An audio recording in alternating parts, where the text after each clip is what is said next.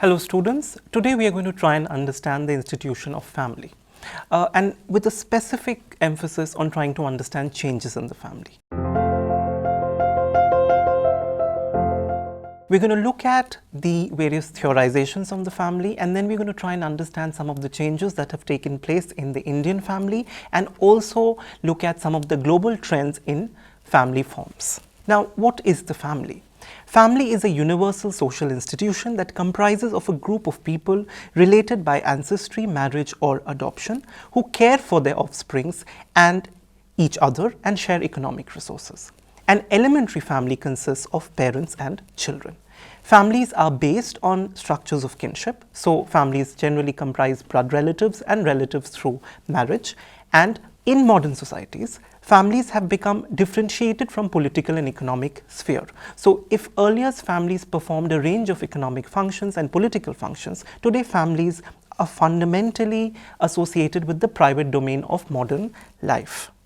The onset of modernity has actually led to a kind of disintegration of large extended families where you had many generations and both blood and marital relatives living together and sharing residence.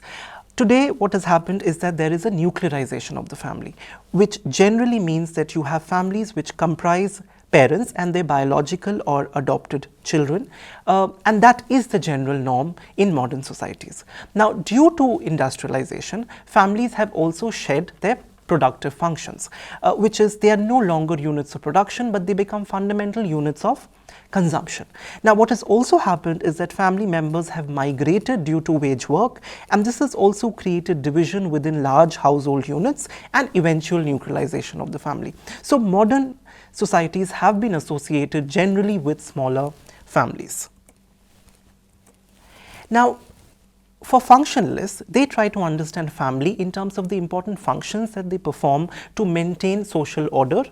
Some of the important functions that family perform is that they regulate biological reproduction, they regulate adult sexuality, they provide for the socialization of children, which means they inculcate the norms and values which are necessary for proper functioning of the society. Children learn them in families through primary socialization, and they also perform some important welfare activities such as care of the elderly and the sick, and particularly in states which are not very welfareist, this becomes very important, which is the caring activities of the family.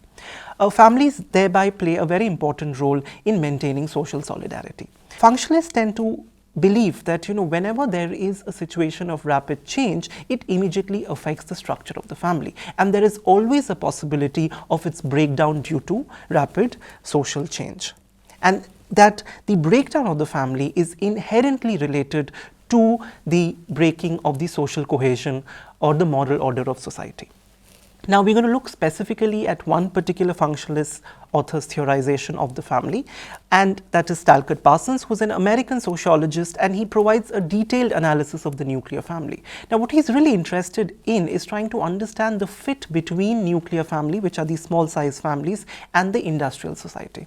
Now, what he says is that in a nuclear family, it does away with the problem of economic differentiation, because in large families, it may so happen that one member is a wage earner and the other member is a manager. So this may create a kind of conflict of interest between the members of the family, which does not happen if you have a smaller family with only one earning member who is the breadwinner of the family. He also thinks that the nuclear family is suitable for a capitalist society because a smaller family means greater geographical and economic mobility. The family can move from one place to another in search of employment and better opportunities. So that also makes it a functional fit with industrial societies. Now, nuclear families have also an important role to actually resolve the value conflict that exists in industrial societies with the family. Now, industrial societies generally tend to value principles of universalism, individuality, achievement and merit, right? And families are spaces of ascriptive identities, of affectivity, of the value of collectivity and particularism. So, in this sense, what happens is that the segregation of the family and a smaller family from the rest of the society is a way in which this value conflict is also managed, right?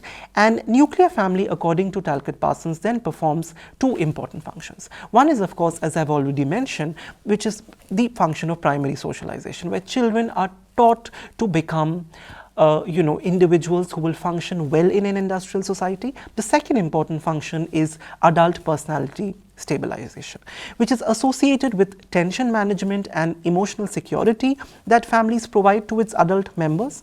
Now, industrial work and generally living in industrial societies is seen to be stressful, and families are imagined as a safe haven for the stressed male worker. Now, of course, in these families there exists generally a clear-cut sexual division of labor, where it is the men who is seen as the breadwinner who goes out and work, and women are associated with affective roles of caring for the home, for children, and for the elderly within the family.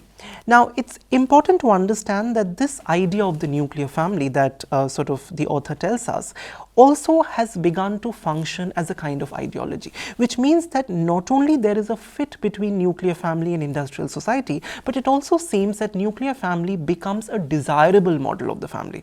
So there is a kind of pressure to nuclearize the family so that it suits the needs of sort of developed industrial modern societies. So this was the functionalist perspective. Functionalist perspective do not look at the issue of power and conflict and inequality within societies, and hence you have the conflict perspectives which try to focus on power and inequalities within families, and they show how families are actually a site for the reproduction of various forms of inequality, namely racial, class, and gender inequalities.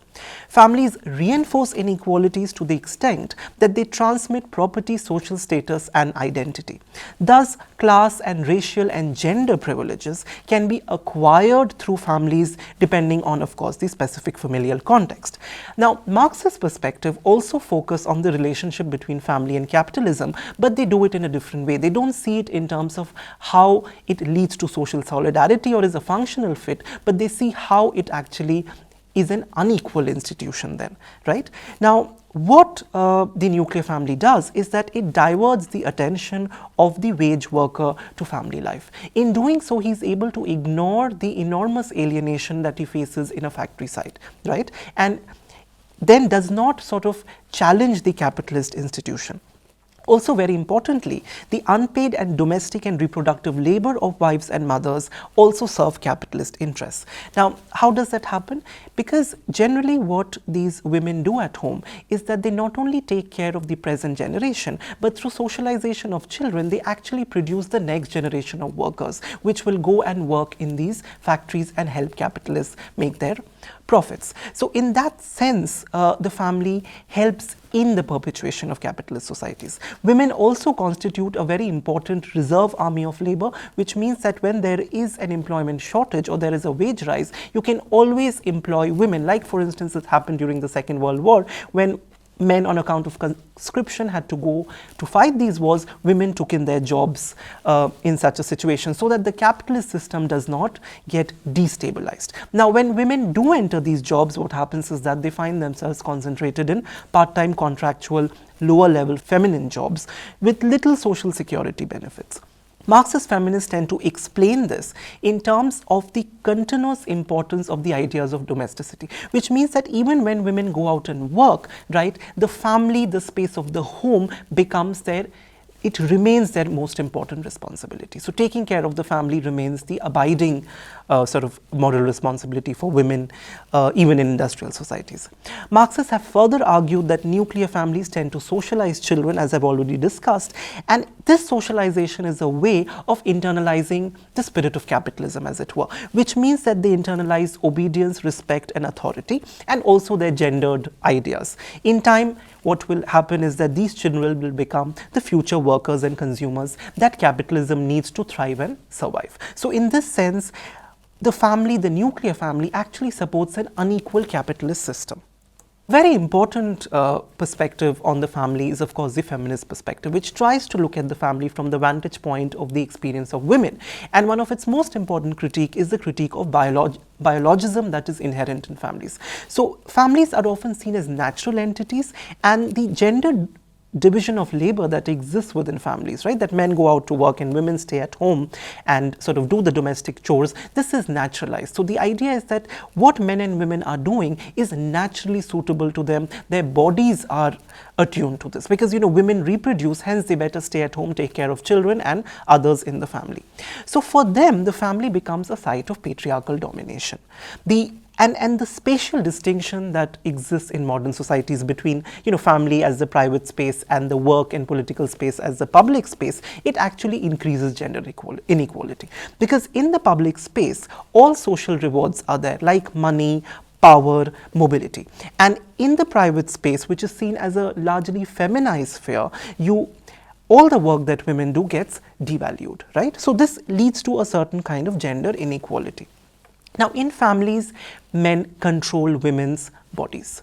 They regulate their sexuality. They appropriate their labor, which also helps capitalist societies, as we have seen in the previous theory. It also restricts their mobility and defines and determines their life chances. So what happens is that, in some sense, what feminists point out is that the family is a kind of trap for women. Right? It curtails their freedom and their life chances and the possibility of their moral development and self-actualization.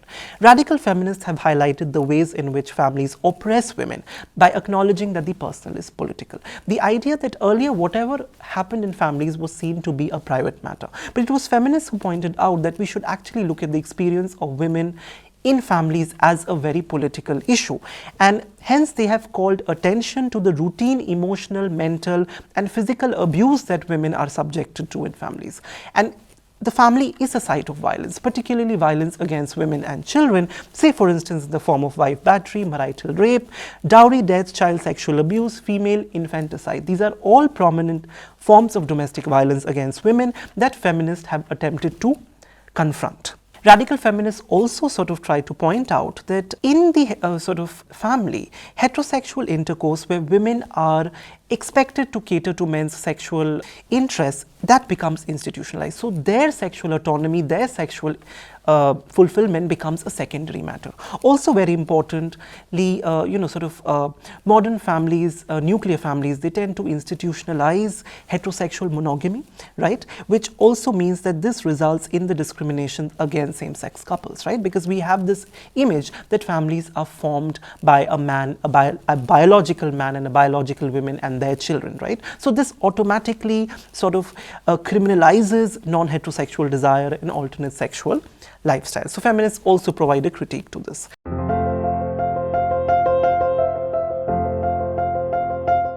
We are now going to try and look at families in an Indian context, and we're going to get into what has been famously referred to as the nuclear versus joint family debate.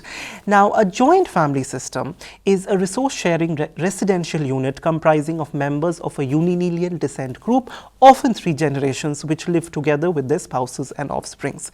Now, it represents the core Indian values of familialism over individualism, and it is seen as integral to national self-imagination. Now, there has been a dominant discourse that with the modernization of Indian society, joint families are disintegrating. So the similar argument that I was trying to make, that with modern economic development, with industrialization, with urbanization, the family size starts reducing. So the argument is that modern industrialization have contributed to the breakdown of the joint family system in India. Now, however, this modernization thesis or this nuclearization thesis pertaining to India and the disintegration of the joint family, even Milton Singer has actually demonstrated the persistence of joint family both as a structure as well as a value system despite urbanization and industrialization. In fact, he has argued that joint family system actually has adapted to the changing sort of ethos of Indian modernization and can be a better a more competitive mechanism in Indian modern society. Now, in order to operationalize this debate so that, to really try and understand if empirically the family has been changing, scholars have, instead of using the 2 concepts of nuclear and joint, they have tried to create a new set of classifications of the concept of the household. Now, household refers to the commensal and the residential group. So members who eat together and live together, basically. Now, here then they have reformulated the question. Rather than asking whether there is a transition from the joint family to the nuclear family, they ask the question, is the joint household disintegrating, right? And there are some sort of basic answers that scholars like Patricia Oberoi have tried to provide about the various trends in Indian family. Now, they argue that generally, in modern Indian society, nuclear families are more numerous, even though a majority of persons might still be residing in joint or nuclear supplemented families, that is, nuclear family members plus relatives and their spouses. They've also said the average size of the household has been increasing actually due to a range of factors such as population growth, increased longevity and greater life expectancy, housing problems, right? Because of the great expenditure on buying house, so families are becoming larger in size and staying in the same place. Norms of household formation and patrilocal residence. Patrilocality means that when women get married, they actually go and live with the sort of the the husband sides of the family. An absence of state welfare measures and lack of economic development, because India's welfare state is not a very powerful welfare state, and also there is uneven economic development in India, and this also affects the household size, and generally because of this the household size has been increasing. Households in India have developmental cycles, which means that they move through cycles of expansion, fission, which means breakdown, and replacement, which intersects with the life cycle of an individual. So a life cycle of individual is basically an individual growing up, studying, marrying, having children, and dying. So similarly, you can expect this individual to live in different kinds of household formations during their lifetime within Indian society. Now, a STEM family, that is parents residing with married children, is emerging as a significant pattern of family organization. It provides a mechanism for the care of the elderly in the absence of state welfare measures. Now, interestingly, rural households are comparatively larger in size than urban households, but this does not again mean that, it is sort of reinvigorating the debate that, with urbanization you have more nuclearization. Because what actually happens is sometimes when rural folks, they migrate for jobs in cities, for a time period, people from the same region, when they migrate, they may share household resources, right? In such a situation, some urban households can actually be larger in size than a nuclear unit. Also, it has been seen that the joint family is more numerous in North India than in South India, and this regional difference has been explained in terms of sort of property ownership, marriage practices, etc. Despite all of this, there is generalized commitment to joint family values in modern Indian society. So even if people are living in nuclear families, there is an intense interaction and maintenance of kinship tie between sort of relatives, and continuous kin obligations and bonds are maintained even by nuclear households.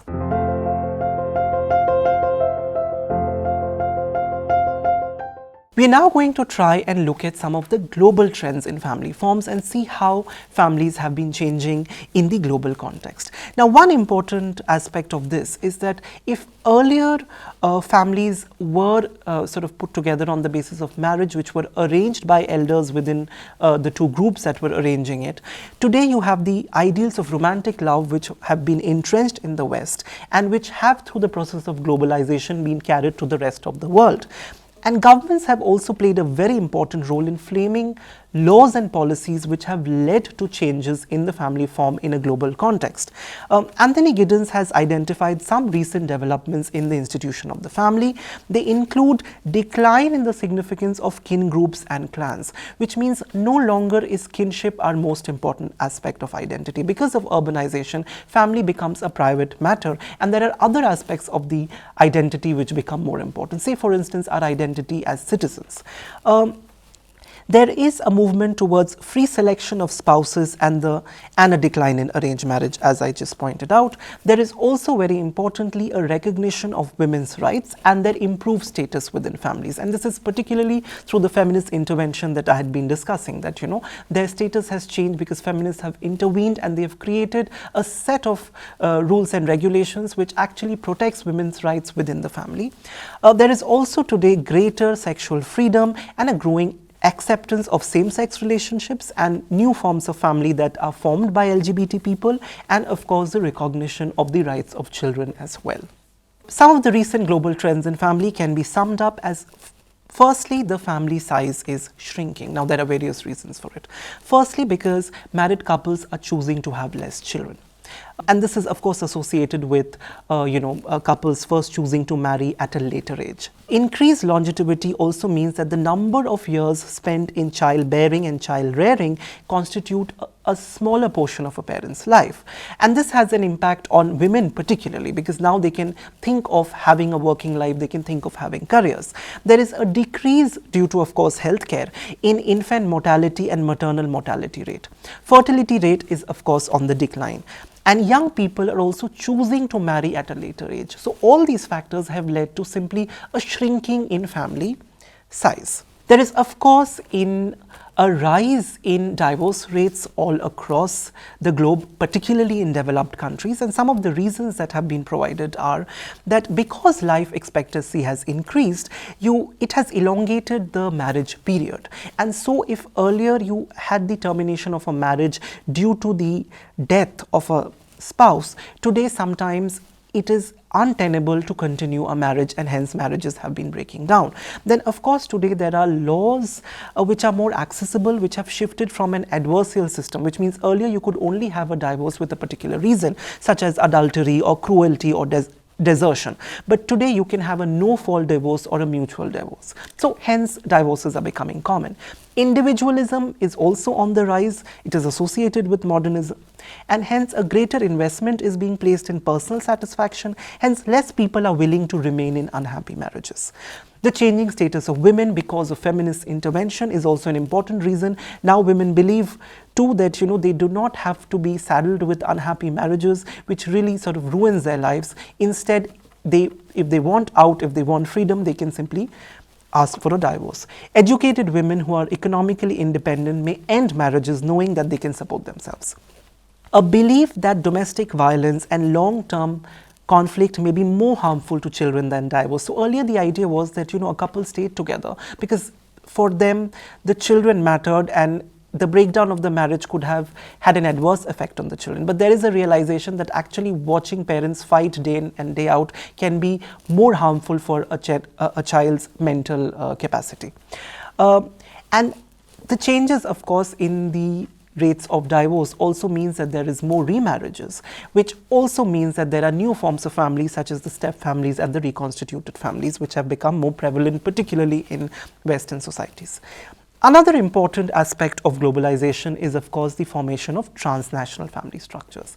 Now, what are transnational family structures? Now, these are structures which happen because of, these are families which are affected by international migration. So, when you have some people who have to leave a particular country to work in a separate country in order to sort of earn better for employment purposes. One parent or both may find employment and live in one country, whereas his or her spouse and children reside in the country of origin. Now, for instance, migrant women who provide domestic services on multi-year contracts managed by the government, their remittances are brought back home to support their own family. So this is very common. Men especially go out and work in different countries. Say, for instance, in India, particularly in South India, you see there are a lot of men who go and work in Gulf countries and they remit money. So often the families in India, then they have more women and men are working outside. So this creates a kind of transnational families, and they have their own unique challenges to manage familial relationships across different nations. Another important trend is, of course, the legal recognition of same-sex marriages. So there is a growing acceptance of gay and lesbian marriages among younger people, and gay and lesbian marriages are believed to be more flexible and egalitarian, especially among lesbian couples, because the idea is that they are not fixed. There are no fixed standards or universal roles that are imagined as it is for the heterosexual nuclear family. So this is seen as a space of creativity and negotiation of power. But same-sex parenting is of course a complex issue. Now, while there are many states who have granted marriage rights, they still have not granted rights of adoption, and yet you have same-sex couples who may have children from previous heterosexual marriages or by adoption or through use of reproductive technologies. Now, there is generally a kind of controversy around, how effective is raising of children by gay and lesbian families, but studies have shown that the outcome of children raised in same-sex household is very similar to heterosexual households, although such children remain vulnerable to homophobic violence in schools, etc. So the problem is not so much with homosexual families, the problem is actually with a society which is generally homophobic. But of course these ideas are changing, and you do have positive images of homosexual parents and homosexual couples. There is also, very importantly, through feminist intervention, a growing recognition of domestic violence within families. Much of the violence within families was unnoticed earlier because it was seen that family is a private unit. So it was for the feminist who had to say that the personal is political, that's when domestic violence was noticed. There is today a growing literature on domestic abuse. Domestic abuse may be physical, mental or emotional. Child abuse also is very prevalent within families, particularly child sexual abuse and incest, as well as the abuse of elders within families whose social roles may have waned, and hence they are seen as burden by the younger members of the family. Institutions such as the media and law are playing a very important role in actually demystifying this idea that the family is a safe haven, that it's a great place, it takes care of you. But it also is trying to highlight how families can harm you, can create physical and mental problems and challenges for its members. With this, I would like to conclude the discussion to say that families remain a very important institution, but they have been changing for two major reasons. One is, of course, state interventions and as well as feminist intervention, so that families are becoming more and more egalitarian, and the issue of inequality within families is becoming a major issue, and both inequality and violence is being addressed in today's times. Thank you.